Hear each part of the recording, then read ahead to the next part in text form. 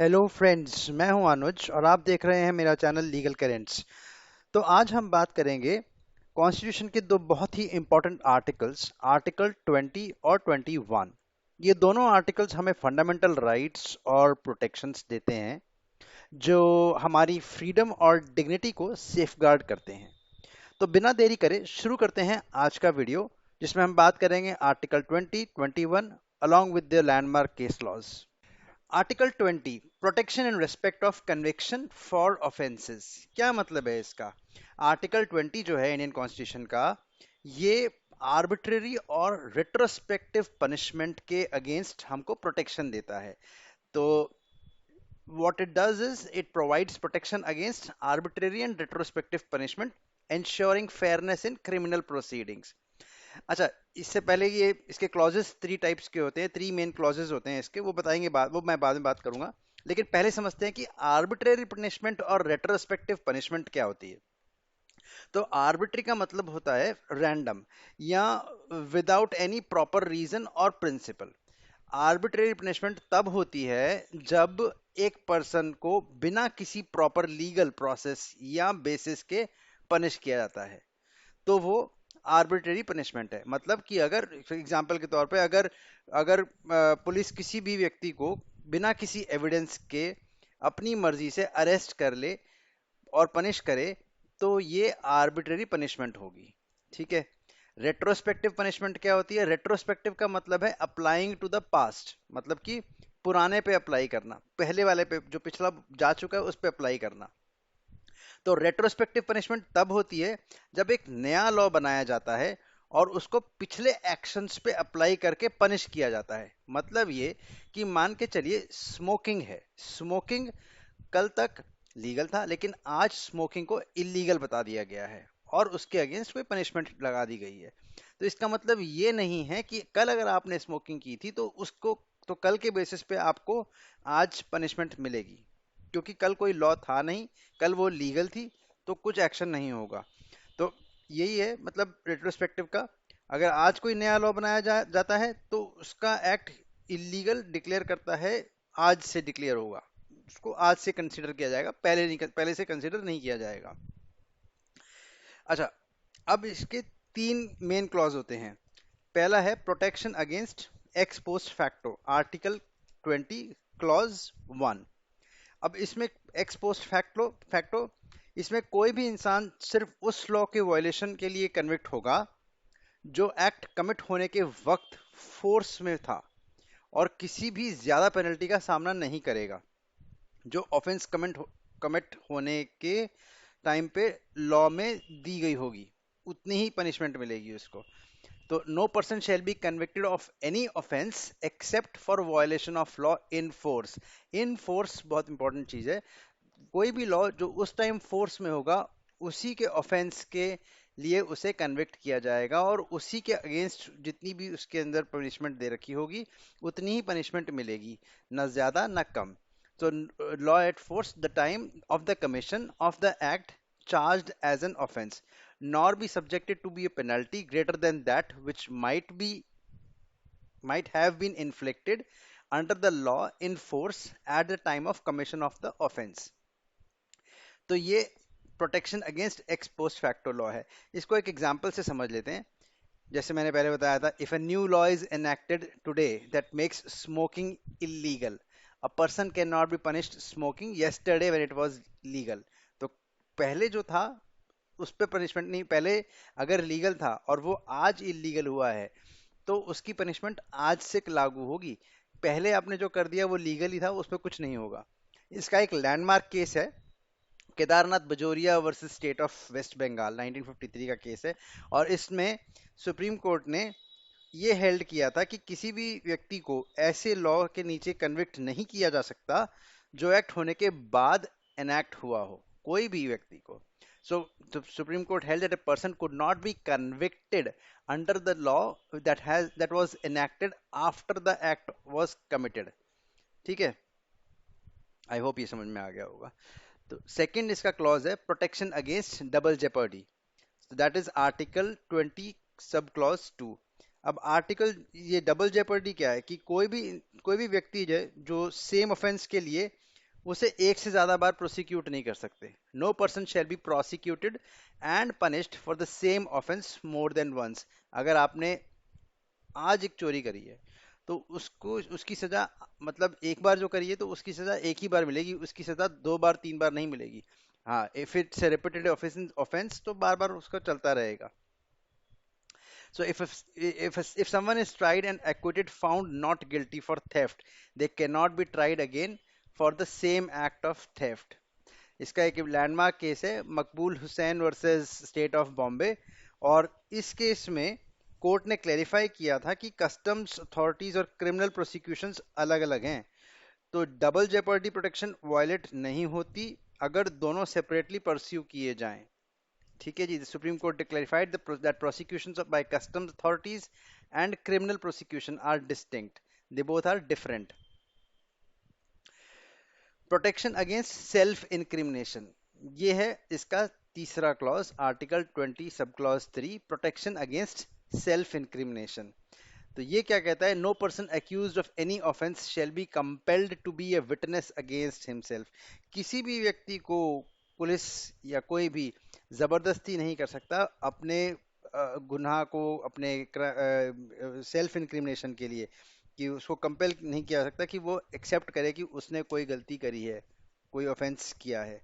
ठीक है, if a person is accused of a crime, they can not B forced by the police to testify or provide evidence that would incriminate themselves.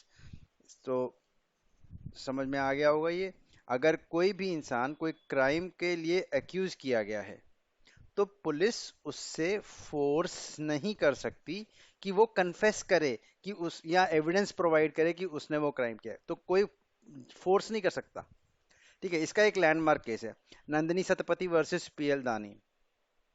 तो 78 का case है, 1978 का।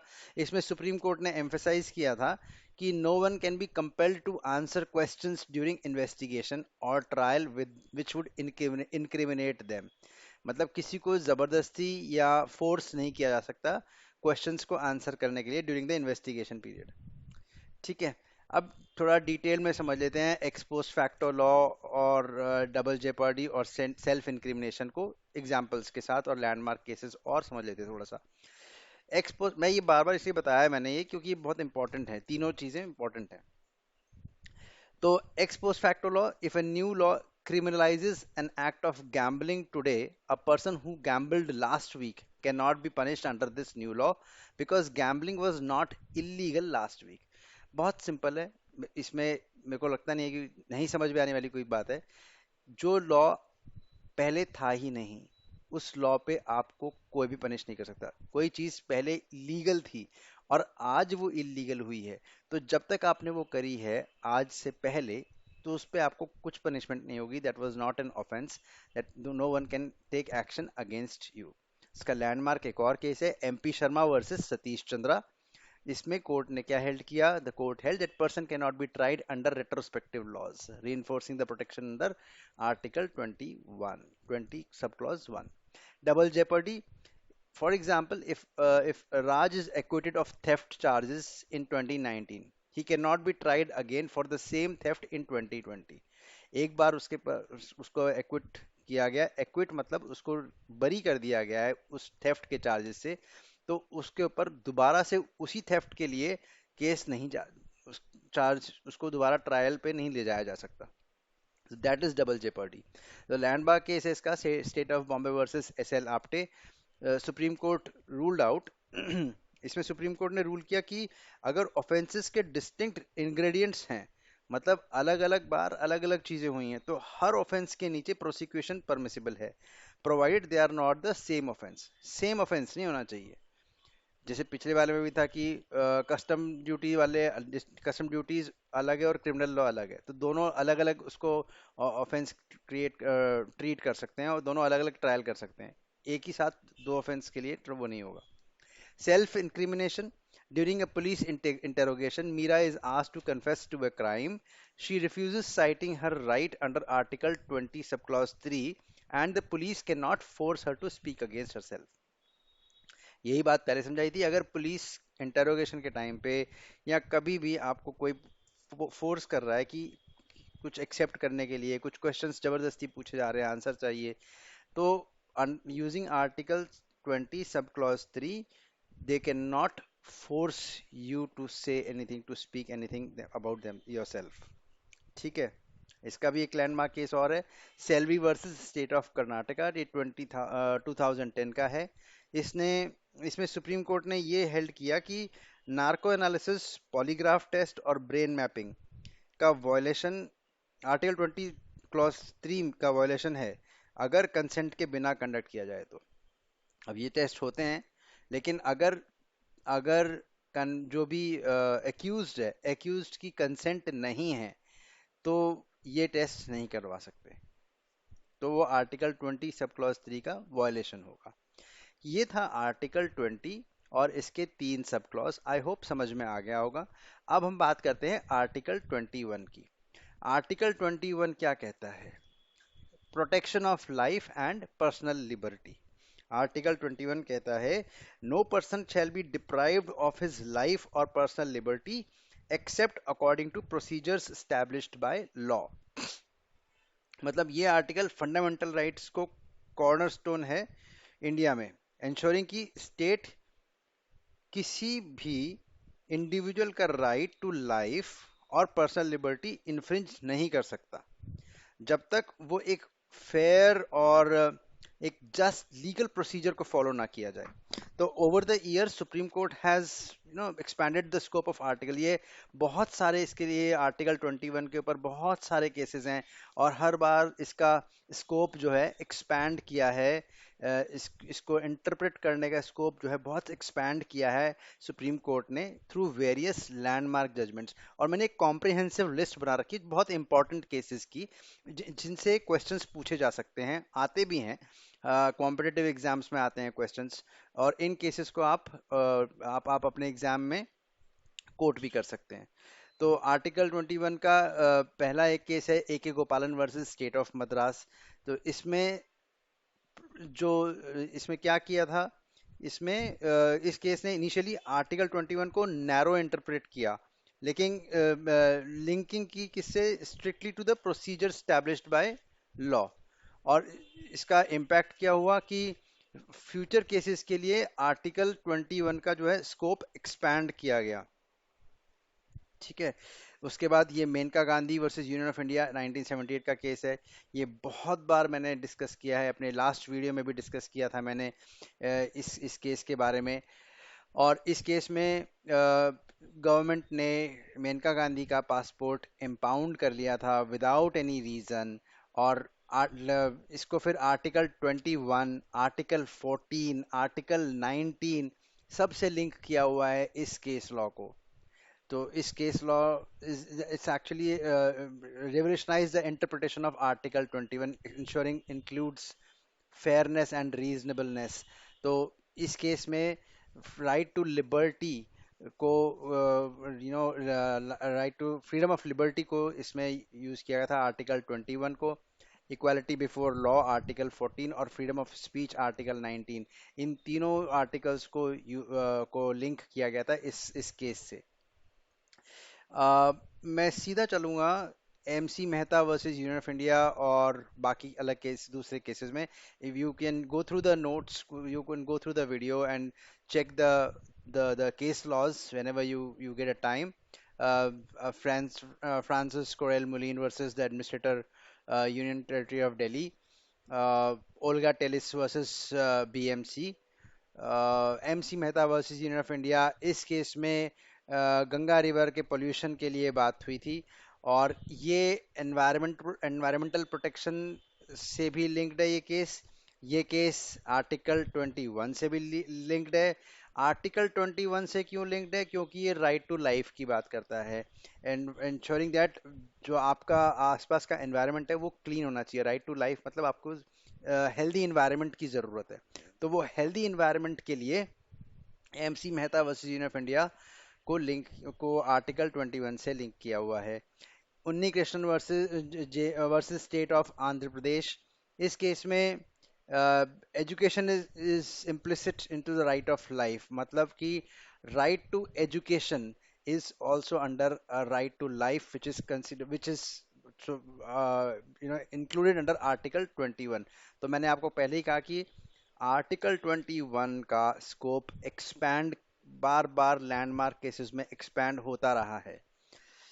आगे आप देखोगे कि राइट टू लाइफ और राइट टू डाई के बारे में बात हो रखी है, वो भी डिफरेंट केस लॉज के through and expanding the scope of article 21। Vishakha versus state of Rajasthan, इसमें preventing sexual harassment at work place इसको लेके था, इस which includes protection from sexual harassment. तो again guidelines to protect women from sexual harassment at work, that is expanding the article 21 को expand करके ये case इसमें लिंक हुआ था। D K Basu versus state of waste Bengal, PUCL versus union of India. बहुत important case 10th number पे Shayara Bano versus union of India. अब शायरा बानो का केस क्या था कि इसमें ट्रिपल तलाक को अनकॉन्स्टिट्यूशनल कहा गया था, और तो क्योंकि इसको ट्रिपल तलाक को अनकॉन्स्टिट्यूशनल कहा गया था, इसीलिए ये केस था।